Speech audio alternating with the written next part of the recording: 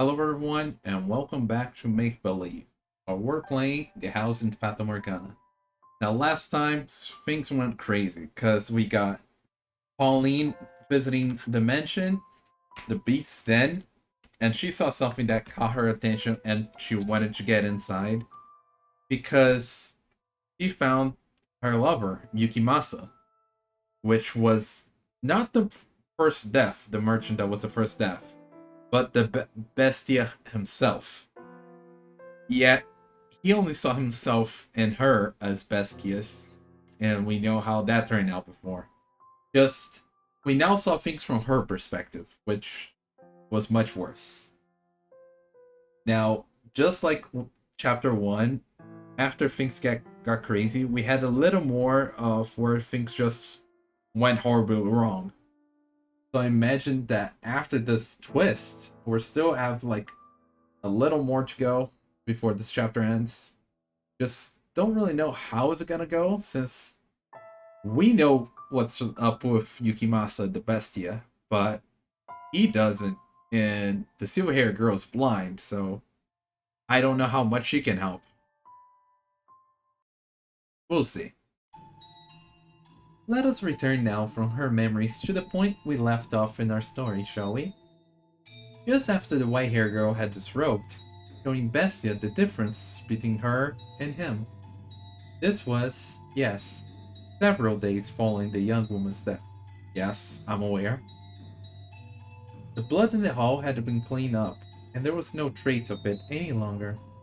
He had made a tremendous mistake, though the only people aware of that mistake are you and I. There is, perhaps, a chance that white-haired girl had realized, but she knew nothing of the woman. So I entreat you not to fault the white-haired girl for trying to be kind to Bestia. She is without sin in any and all times. The beast, no, the man made the white-haired girl put her robes back on. And now we're seeing Yukimasa and not Bestia. He seemed to have calmed down a bit. After examining her body and comparing it with his own, he was once again coming to think he might not be a beast. In the past, he would have rejoiced to have proof of his own humanity. However, it was for him then the seed of several new doubts. You, that I'm human. Yes, you still believe it. I certainly do. You are simply mistaken. You believe yourself to be a beast because of what the villagers said. Precisely. Precisely. Why did they call me a beast? If I were able to see, I could surely answer all your questions. But I cannot. So all I can offer you, my conjecture. Go on, tell me. I suspect that you do not come from this country. No, you do not come from this continent. You came to this continent from far, far away. Perhaps even across the oceans. These. This land has been cast into turmoil by the war. Fortunately, no fighting reached the village, but it has blocked trade routes, stripped them of their independence, cast a dark shadow over their hope. They are quite devastated, I imagine. And then you showed up. From what I have heard, this area is not particularly friendly to people from other countries. Nope, they very much mistreated Pauline. Even less so those from another continent. I doubt they know much about distant lands, though they had probably never seen someone like you before. But in addition, you would have been wearied and worn. I guess you were emaciated, wasting away. Though, enough so that you did not even look like yourself. Do you remember how you arrived at the village? When I woke up, was on the beach. Probably a shipwreck. I don't remember anything before that, which is such a shame. That was what triggered this whole situation. My joints all ached. And I was incredibly thirsty. I was in so much pain. Thought help. But nothing I said got through the villagers. I did not understand what they said either. But the one thing you did understand was that they were calling you Bestia. Right. And I also understood the word was used to describe beasts. The way they looked at me, it wasn't normal. So I imagined at first they simply didn't want the trouble. They didn't actually think you were a beast. Simply that this wretched man, unfamiliar in appearance, who had watched the shore, resembled a beast. And wow, I'm surprised that she really is clearing everything up. Wash the shore? You were in an accent, were you not? While crossing the sea. I do not remember. Can't remember. No, I mustn't remember. Yeah, because if you remember, you're gonna be in so much pain. If I'm not a beast, that means the other beast wasn't one either.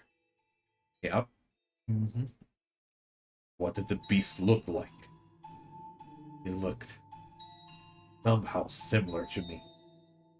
Hair color, skin color, eye color, and the way he spoke seemed vaguely familiar. Which means it was. I cannot accept that.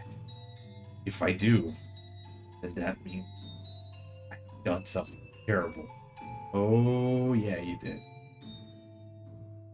No. What? I. He did call me a beast. I was in fact a beast.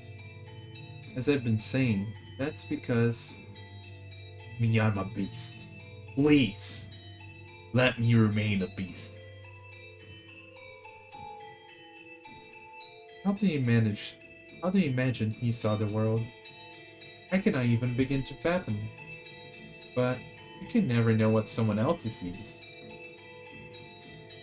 Hard to even step in their shoes, much less see what they see. And there's nothing to say they are the same thing as you.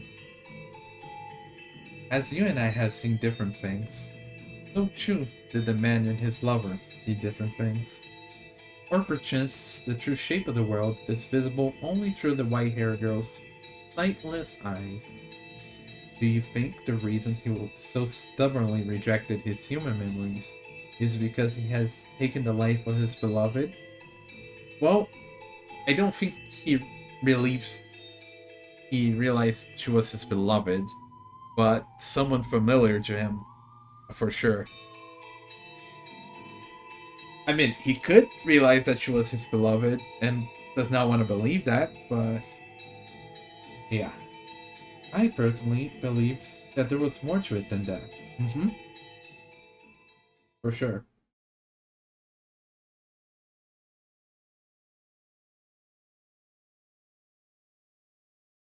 Hello, darkness, my old friend. Someday, you shall remember. You shall remember everything. I will not allow you to avert your eyes.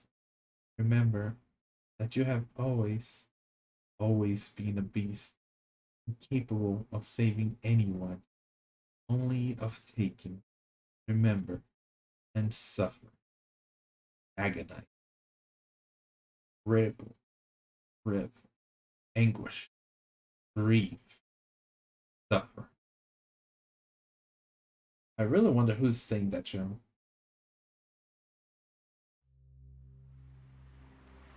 Oh no. We're going back to the shipwreck. That's what this means, isn't it? Such a damn shame. Our homeland is but a stone throws away, and this won't let us in. Just how long are they going to maintain this stance? Regrettable, isn't it, son? Yes, I agree with you wholeheartedly, Captain Asama. We can make it this far on the white man's ship, but they give no response to our missives. I'm not sure it's even reaching the magistrate hands. It is so difficult to even be the slightest bit accommodating to your fellow countrymen. They seem to be treating the white men rather poorly as well. I hear they imprison them on tiny man-made islands. That's no way to make friends. Well, all things considered, we can hardly call this our homeland anymore anyway. For how many generations has your family lived overseas again? I am the third. I see. Then I doubt you have any attachment to this land. That's not true. I may never have the opportunity to set foot on our soil, but my spirit dwells within this land. My grandfather has told me much about this country, of her four rich, vibrant seasons and boundless beauty. I am deeply grateful that you invited me on this voyage to visit her, Captain Asama. I have finally, if only at a distance, laid eyes upon my home. I cannot say when this era may draw close, but I hope the time comes when we can proudly proclaim her our mother. You can't find food this good back home. I eagerly await the day that becomes true. Indeed, as do I. I've lied to her. She believes I was born in the Orient, but in truth, I have never once set foot in that country. I was born in Europe. Okay, so we established that this is our world here, not a variation of it. So that they are from actual Japan. My family has now been permitted to return since my grandparents left. I can still remember as clear as day the look of profound regret on my grandfather's face as he departed from this world. He bequeathed unto me the katana, and on that day, that blade became the one object binding me to my homeland. The katana that he used to slay so many. I could not bring myself to tell her that I was disallowed to return home. I did not want her to think that I had been forsaken by my country. My country would do such a thing. However, some part of me believes there was more to it than that. A smuggler? Yeah, I would never expect it. Not on this ship. One of the crew was conspiring with a government official. He hid unreported goods on board and delivered them in secret. What goods? Silver coins. Spanish coins traded for more than their worth as currency. The official was sentenced to commit seppuku. But we are responsible for our crew's punishment. I am still trying to decide how to handle it. Have him commit seppuku as well. The sailor has brought shame upon the entire ship. He is made to take responsibility for his actions, and perhaps we can minimize the damage to our reputation. You make a fair point. Unfortunately, he's not off this land. I doubt he's familiar with the ritual. Then I shall serve as his second, and ensure he dies without issue. Have you lost your mind? I have been trained in the art. It is unlikely you should fail. You're not a samurai, though. I was born into a family as a samurai. At least, it was until 3 generations ago. But that blood still courses through my veins. Very well then. That is how we shall do it. Honestly, I think my accent's been just going around with these two. I have no idea what was supposed to be in the beginning, and no idea where I'm leading it. We now commence the ritual seppuku of our fellow crewman, Steedorf. Steedorf has, in violation of restrictions set in place by the Shogunate, committed the grave crime of smuggling prohibited goods into the country. In order to atone for this betrayal of the trust of both nations, he vows to take his life before you.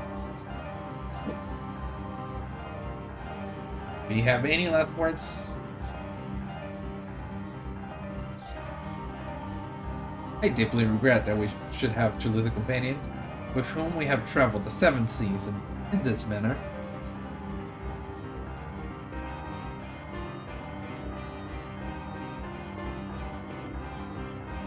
Do it.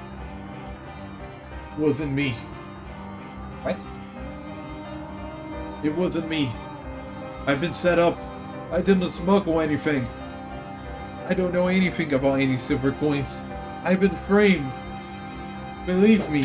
Why should I have to slice my own? Yukimasa. Are you telling me you're the one that did it? Yukimasa. He said the accusations were false. Lies just escape punishment. I could not allow him to continue shaming himself and us when his fate was already decided. It would only serve to tarnish the ship's honor. But an investigation was performed. It was our duty to trust those results. You're right. Yes, you're right. Good work. Now this needs to be cleaned up. Yes, sir. Sure, I was mistaken, but I would like to ask you anyway. Were you smiling as you did it? Yeah. That's as I feared. You must have seen things.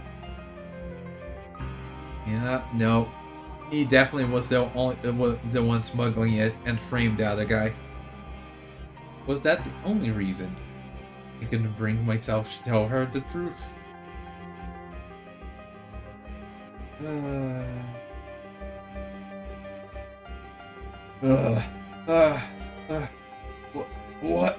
What was that dream?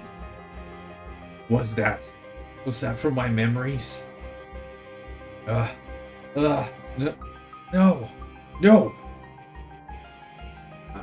Asama? I never met that man. Or that woman. No. I was just, no, it wasn't me. I don't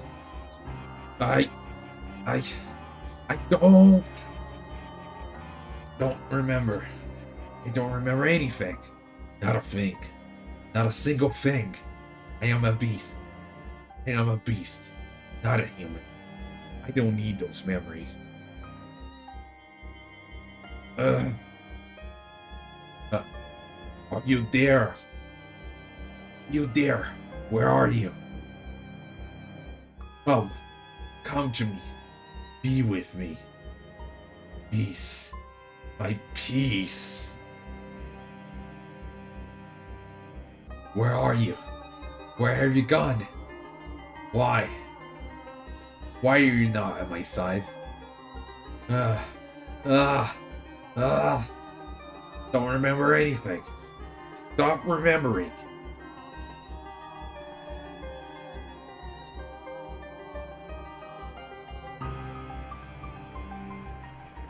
And back to the ship.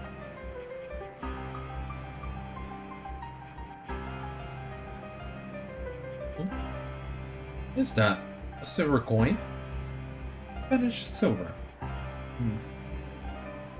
Some weeks after we set off back west, I found a silver coin in the ship's hold. I don't know if it got overlooked or dropped when transporting the rest, but there's just one. The first thing I think when I find it is that I should report it to Captain Asama. But instead, I slip the coin into my pocket and take my leave of the hold, as if nothing ever happened. Not for the purpose of smuggling it for some extra cash. It only has extra value in the east. Back west, worth nothing more than designated value as currency. So again, not for one of money.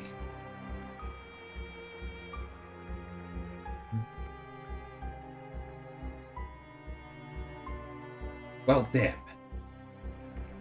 It seems Seedorf might have been innocent after all. Perhaps so. And if he had no hand in the smuggling, then I have done a horribly regrettable thing. Now, as you said, an investigation was conducted. We had no choice but to believe the information we were given. You mustn't blame yourself. I feel bad for putting such an unpleasant responsibility on you. Not at all. Now, how do we handle this? I can't believe the silver coin was found in someone else's luggage. It would be best to handle this internally. A silver coin. A single one. Did Yukimasa plan to that? Publicly, we have already made our amends with the doorstep. That's true. It would be prudent to try and discover from where he's acquiring the coins. I think that was more of his accent. So as to prevent another such incident, should one of our crew be caught smuggling again, you would not be the only one ever asked to take responsibility. I have great sympathy for you, Captain Asama. It's quite the headache. I can't imagine he would give up his connections just because we asked him. We can force him. If he doesn't want to talk, then we can give him some encouragement.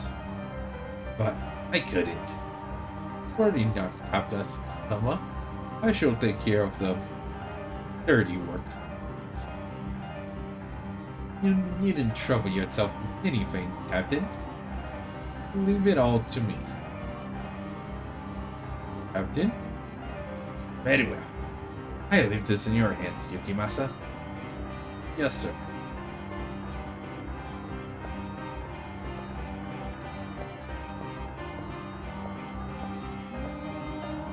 How are you feeling? Hey, untie me. What's the meaning of this? The silver coin was discovered in your luggage. Huh? A silver coin? Interesting. It would seem you have quite a neck for acting. Hold on, I don't follow. I thought the smuggling problem was taken care of. Edorf wasn't the one doing the smuggling. It was you. Like hell, I never seen any damn silver coins. Did some kind of mistake. Check my bags again.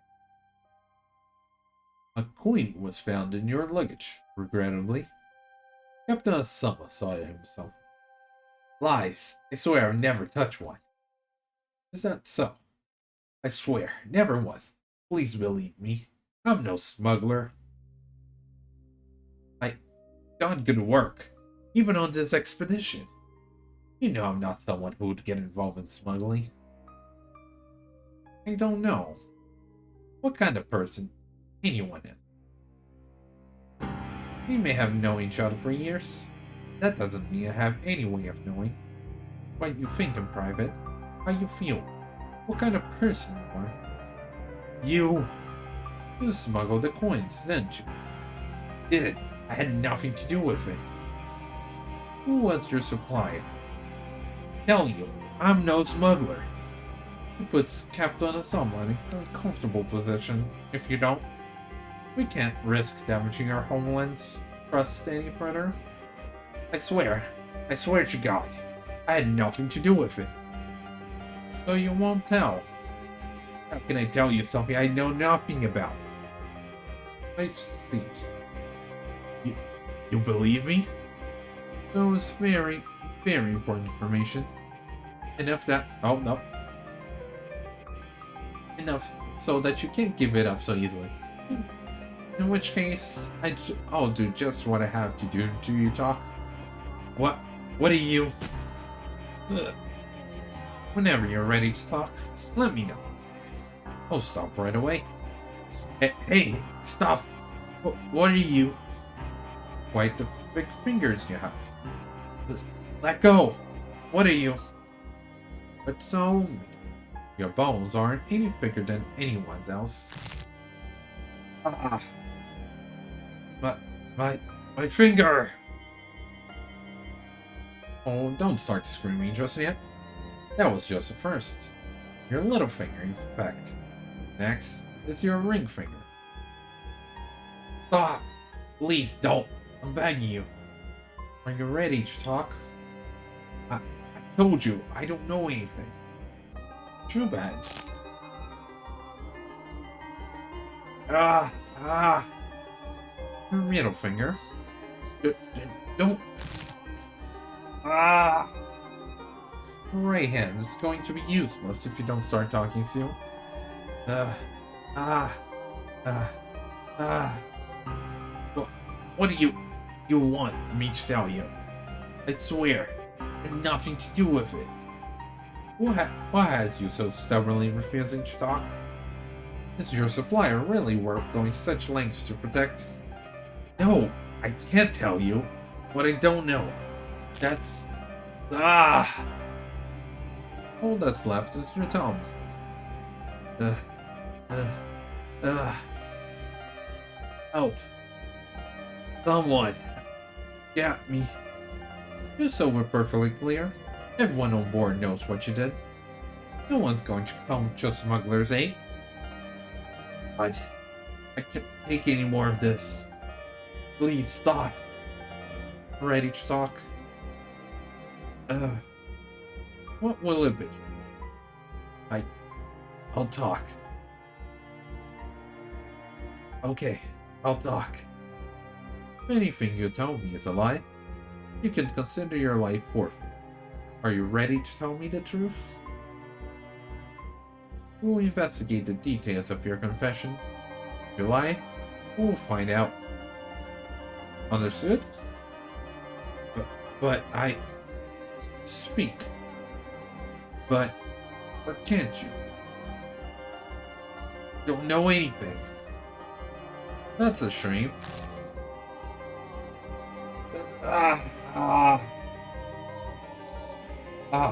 Well, you won't be using your right hand ever again.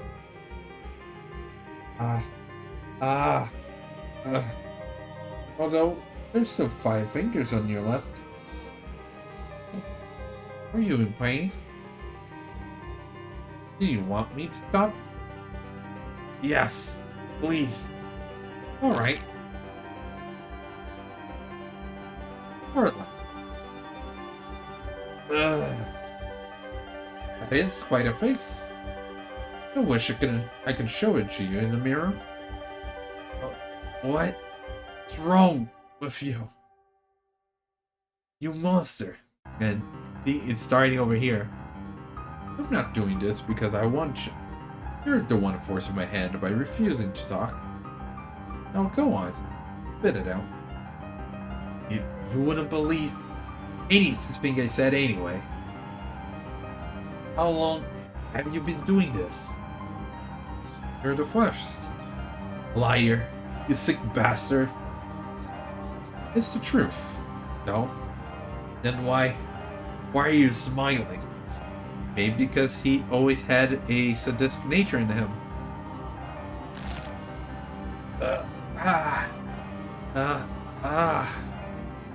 Three left. What will it be? Will you tell me everything? No lie and no omission? It wasn't me. It wasn't me. You didn't do anything. Two left.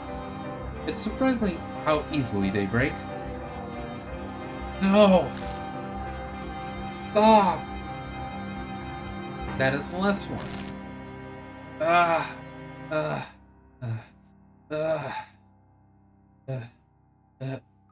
Burns.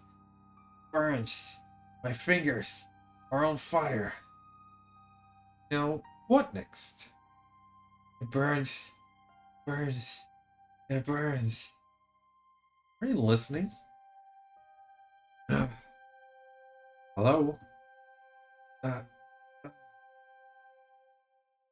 This over a few broken fingers?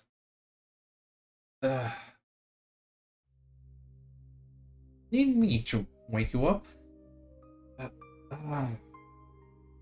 me tell you something. I'm the one who put the coin in your luggage. Yeah, I figured. Of course you don't know anything. Someone, anyone, get in here. The silver coin wasn't... Don't go shouting things you regret. It's hard to fight back with your hands in that condition. Having trouble breathing? Huh? Well, are you? You need air?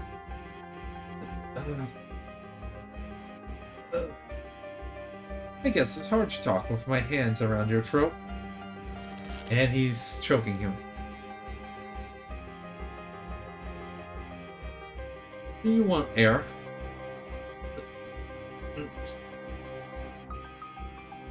Alright. Then you can have some air.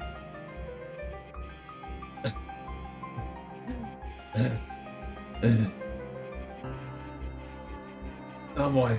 Anyone. He's dead in. He just won't learn.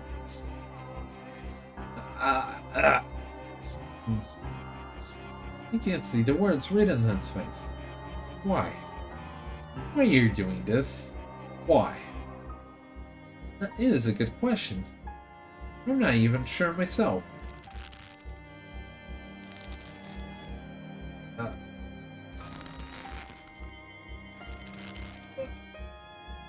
Hey. Answer me. I don't think he can answer anymore. Well, damn. I missed the opportunity to use my katana. So, it seemed like Yukimasa was a monster after all. I tossed the man's body overboard. My story would be that he sneaked out while I wasn't looking and threw himself into the sea. As I watched the sack of flesh sink into the depths, I truly shocked to realize I don't feel the slightest bit bad about what I've done. No regret, no remorse, no nothing. I comprehend that those things I've done are reprehensible, that they're evil. But that knowledge wasn't sufficient to restrain my urges. There's an itch I felt deep within my chest ever since the moment my blade sunk its teeth into Sidor's neck. I don't know what you call it. I call it sadism. Hold on, what? There's so much. But I feel like I'm floating. Like everything swirling around the side of me has been unleashed, set free. There's also an edge of anxiety though. If I continue down this path, what might I transform into? A Bestia? Despite feeling not the slightest bit guilty about the horrible things I've done, I still fear the life I've made slipping away from me. I want something to anchor me. What exactly am I? Is this what I wanted to become? The kind of man who can take another man's life without flinching? Fully aware of his actions? And if that's truly who I am, perhaps it would make things easier if I did lose everything.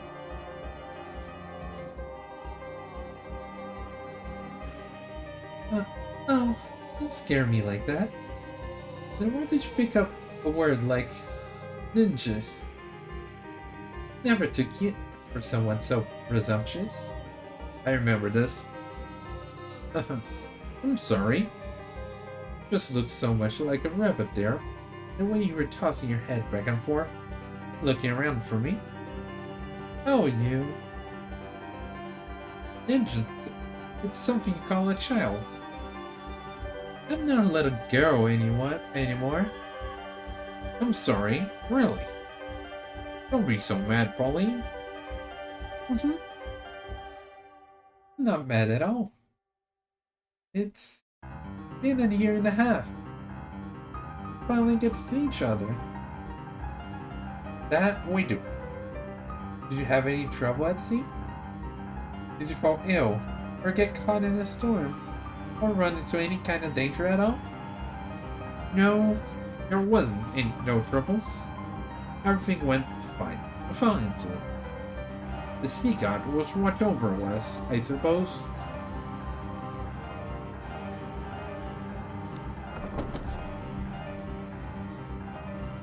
Oh. I don't know. I don't know. What am I?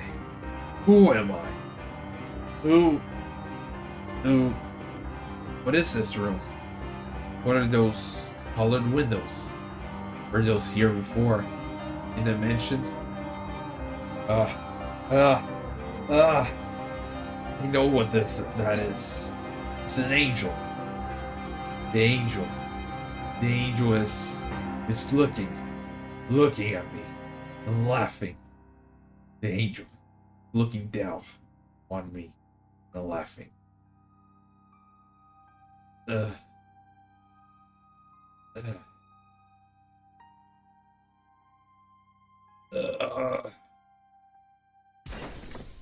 And he broke the stained glass.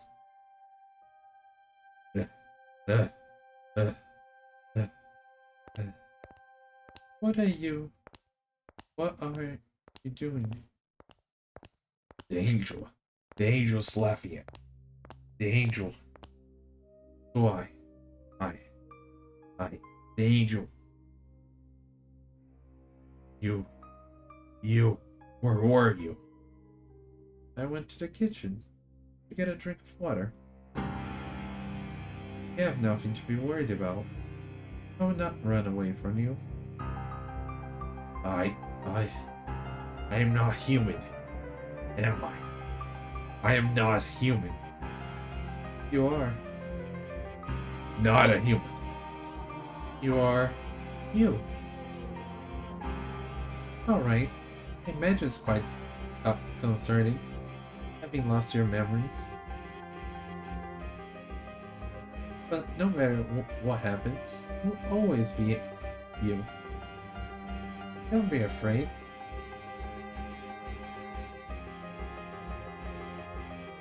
Are those the words of encouragement I truly wanted you to hear? Am I afraid of being myself? I don't know. Don't think about it. I am a beast with no memories.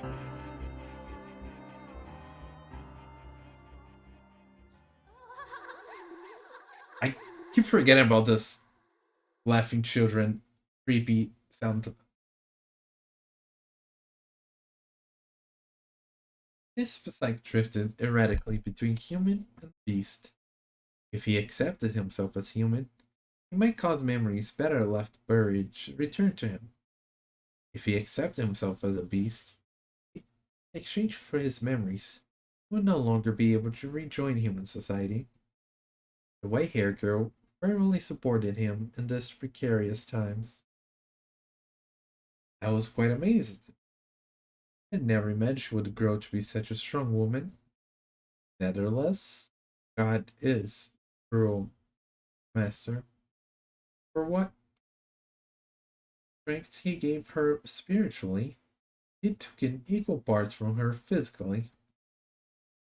Though she persisted, day in, day out, to stay by the man's side, one day she suddenly fell ill. With her in the throes of a higher fever and not knowing the cause, she fell into a perpetual panic. There was no medicine in the dimension. They could hardly manage to put together something sufficiently dangerous. But there was no medicine.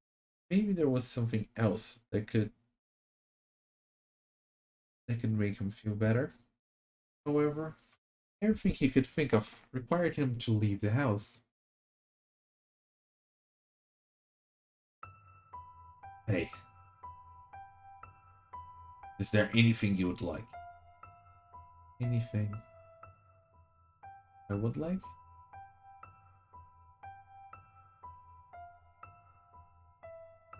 Considering visiting the villagers.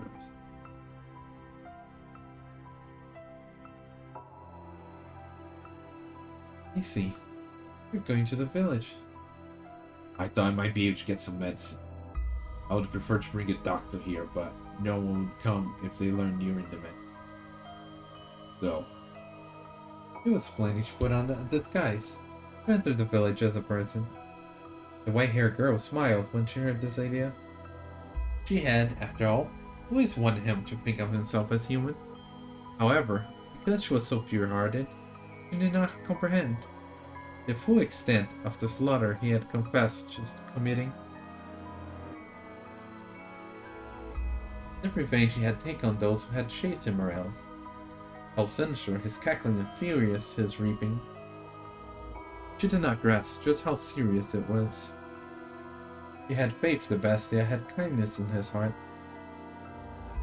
You cannot get any meds, you know. Then buy me some orange, please.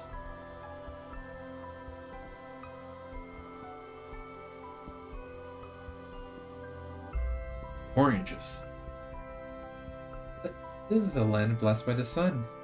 Should be able to find some wonderful fresh oranges. Will that make you better? Yes, it should. Okay. Bestia's mind was made up. He would don the skin of a human for her, protect the peace he had had. He would return to the palace that had left him with many painful memories. It was, to him, the source of his fear. Whether he let his guard down, their shouts would play back into him. Bestia! Bestia! Bestia! Hideous beast! Though he had physically conquered the people who lived there, Bestia's memory of the village still haunted.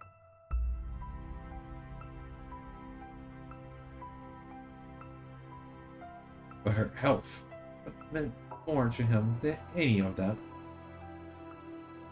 He was willing to cast aside his fear and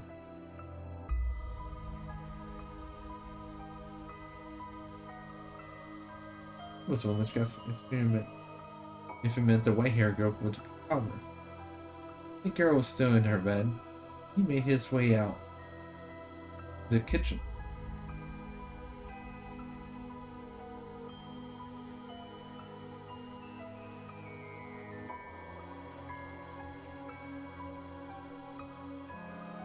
He crossed the overgrown forest, pushing forward one step at a time, all the while trying to brush aside his apprehension, until he arrived at the village.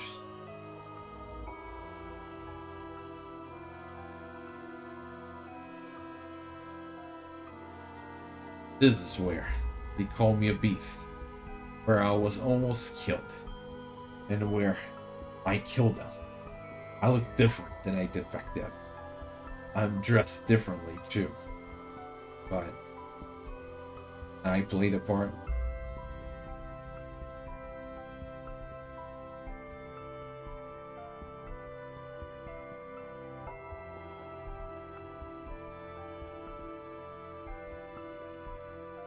Can I play the part? Can I convincing enough humans? I have no choice. There are no other villages. I can't let her die.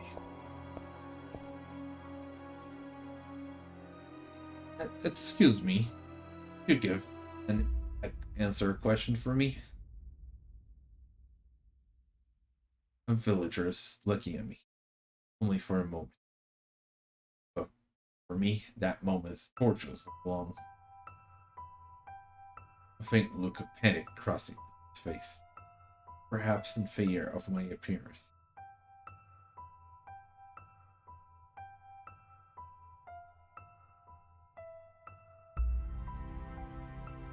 He pointed his finger and called me a beast. Would the other villagers come to kill me? However,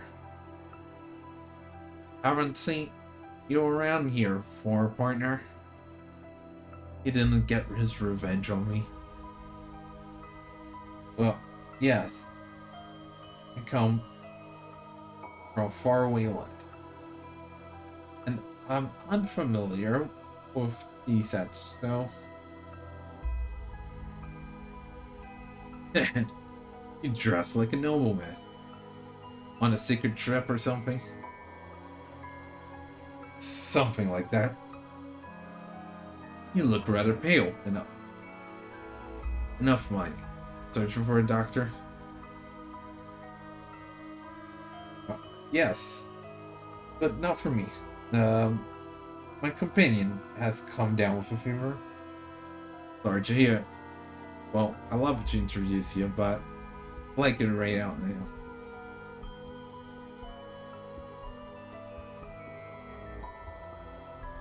You won't be back for a few days. I see. Where might I be able to? I'd be able to buy fruit.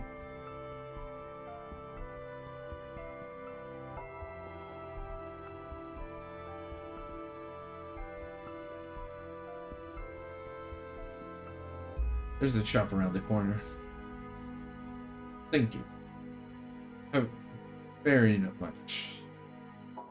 Don't mention. Do take care, traveler. It's dangerous out there. You wouldn't believe it. I'm starting to attract attention. But not the same kind of. They don't look at me with revulsion, hatred, or furious indignation. They're simply curious.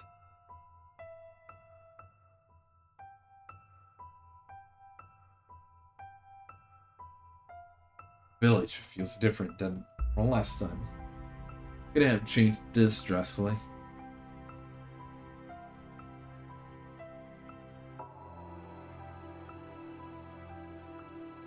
Or is it because I really did look like a beast then? And now I look like a human? I don't know. Excuse me. Me? Me? Yes. I would like to buy some fruit. Some orange. Oranges?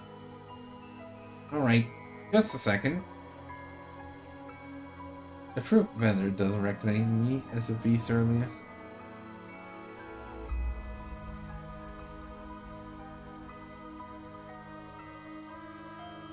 In the other year, and they'd be down a lot plumber than this.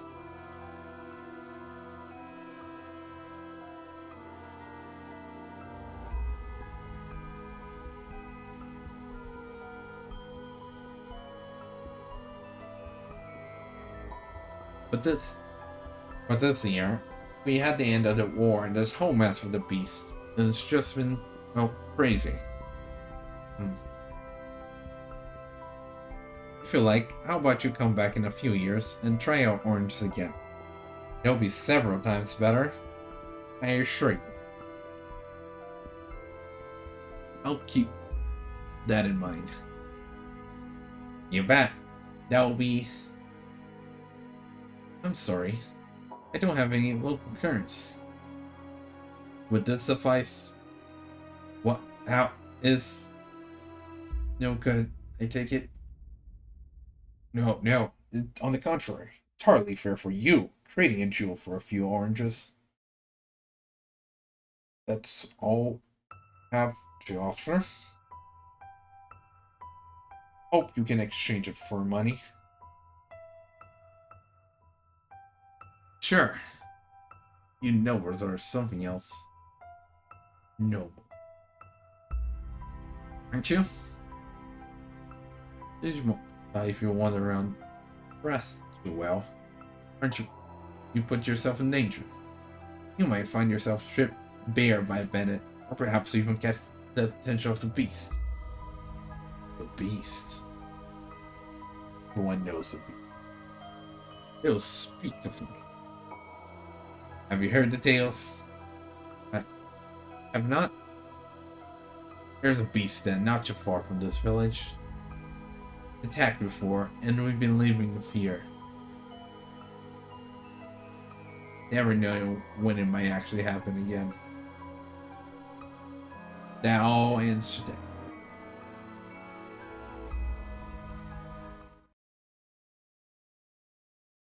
The men have finally found their spine. They all got together and went out to exterminate it.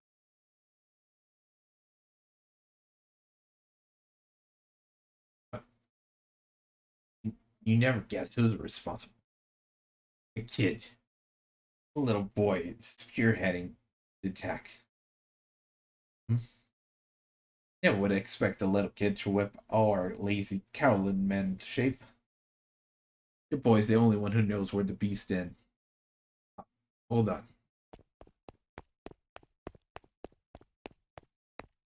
What about your oranges?